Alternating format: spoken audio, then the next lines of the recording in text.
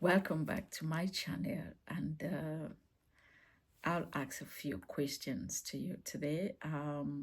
Have you ever felt completely overwhelmed? Like, no matter how much you do, there is still so much on your plate.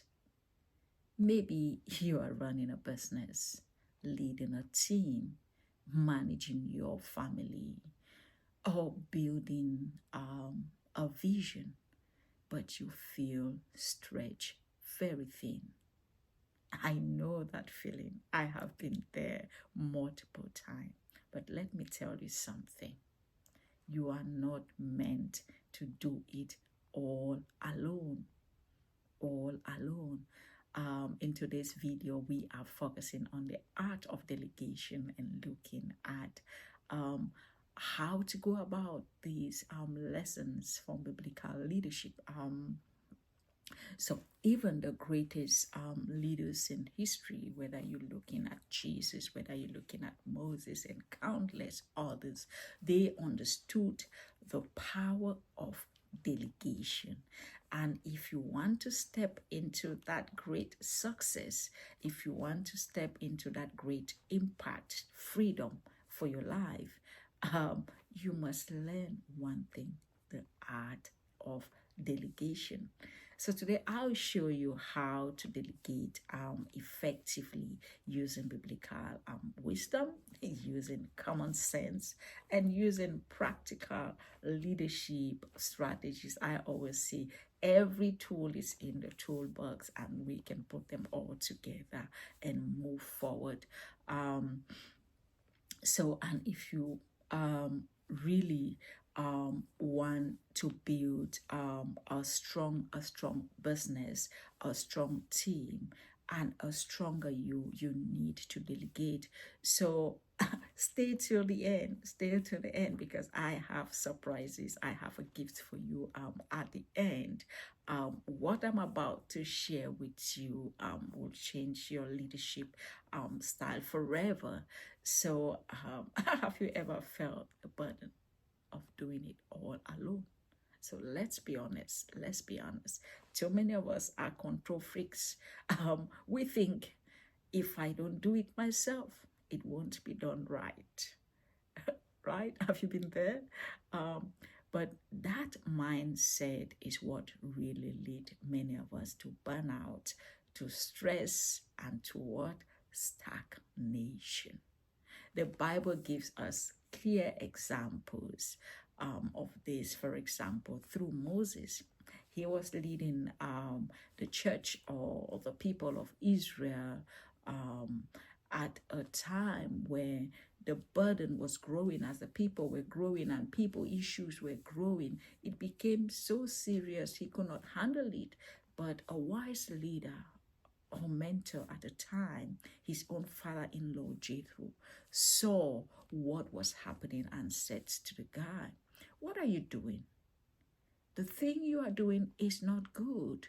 You and these people that you are leading will all wear yourselves out. The work is too heavy for you. You cannot handle it alone." In Exodus 18 from verse 7, from verse 17, we see that. So this problem was pointed out to him, and the strategy on how to delegate was also shared with him. And what did he do? He followed that blueprint. He delegated. He appointed capable leaders over groups of thousands, of hundreds, and of fifties, and of tens. And guess what? Everything then ran smoothly in, call it Moses' enterprise or Moses' business. So the first lesson you learn is that if you try to do it all alone, you will burn out. His father-in-law pointed this out to him. What are you trying to do? It is not good. You will burn out. But if you delegate, you will multiply your impact. That is exactly what Moses did.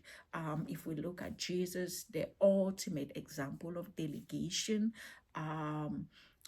He is the greatest leader of all time. He did not try to do everything by himself. I mean, he could have, because he is God, he is spirit, he is man, he's everything. But to teach us that in this flesh, on this earth, in this life, we need to choose to train, to equip, and to empower others if we want to succeed. And that is why mentioned in the Bible in many places. He sent out 72 disciples and he told them, the harvest is plentiful, but the laborers are few. Therefore, pray earnestly to the Lord of the harvest to send laborers into his harvest. Jesus knew that one person could not reach out to the whole world alone. He needed others to carry this mission forward. And because delegation was something that was so critical for him, we can see the gospel spread. Jesus' ministry that started with him and then went to the group of 12, the group of 72, and many others. And today it is all over the world and impacting life. So your second lesson from the life of delegation with these examples of the Bible is that effective leaders don't do everything. They raise others to carry the vision forward. So the question is, you might be thinking like, Dr. Vivian, I get it, but how do I delegate without losing control? Because guess what? We want to be in charge. That is a great question. Here are some practical steps I will share with you in the next few minutes that can help you delegate effectively and still have control of your whole enterprise or your whole business. So step number one that you need to put in place is to choose the right people. I mean, whether you look at Moses, whether you look at Jesus, they had criteria for who they would pick. They did not just pick anyone. They picked, serious criteria. Faithful people, people you can trust, teachable people, people who would want to learn and grow and be part of your vision, capable people, disciples, people that want to follow the teachings that you are giving. So you must delegate to people that are trustworthy, people that are skilled, people that align to your vision. So you don't want to micromanage anyone. You want to train people. You want to give them responsibility, and you want to trust them to make mistakes and keep learning. You want to trust them to do that and keep rising to the challenge. And that's what makes you an effective leader, choosing the right people, entrusting them, training them, and letting them make mistakes and learn from the mistakes and be part of your vision as long as they meet your criteria. So the next thing after you choose the right people is to communicate clearly. I cannot overemphasize this. If you're going to be any leader worth your salt in any industry, the biggest mistakes that leaders make is unclear instructions. I mean, you speak to your team, you speak to your managers, and they are like, what did he mean? What did she mean? What does she want us to do? Jesus was always clear with his disciples. He told them exactly what to do. He told them where to go. He told them how to respond. So when you delegate, you need to be specific and you need to ask your team. If nothing is clear, if you are unsure about anything, ask questions, or you can even provoke them by asking questions just to be sure that they understood your instructions. So whether you want to talk to them about deadlines, you have to be clear about your deadlines, clear about your outcomes, clear about your expectations, because guess what? Clarity prevents frustration. It prevents frustration. And step number 3, after you've chosen the right people, after you're clear with your instructions to them, you need to empower them and let them fly, let them go. So Moses didn't just tell other people, do what you need to do. He gave them authority. He gave them decision-making power. He empowered them. Jesus empowered his disciples to cast out demons demons, to heal the sick, to preach the gospel, the things he did. He empowered his team to do the same, because what was he trying to achieve?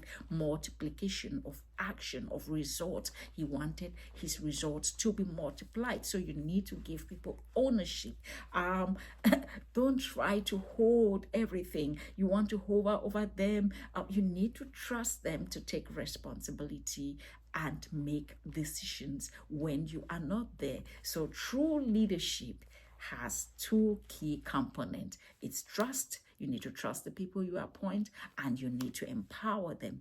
So delegation is not just about losing control, it's about gaining freedom and multiplying success. So when Moses delegated, he had more time to do the bigger things, the strategic things that he needed to do. When Jesus delegated, he had more time, and he had his ministry expanded throughout the world.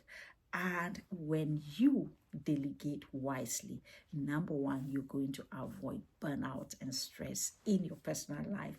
Number two, you will have more time to focus on high impact task. You cannot be doing a $10 an hour task as a boss, where you could delegate that task to someone and focus on $100 an hour task or $1,000 an hour task, while other people are doing the less impact task for you. So you will have more time to really focus when you delegate.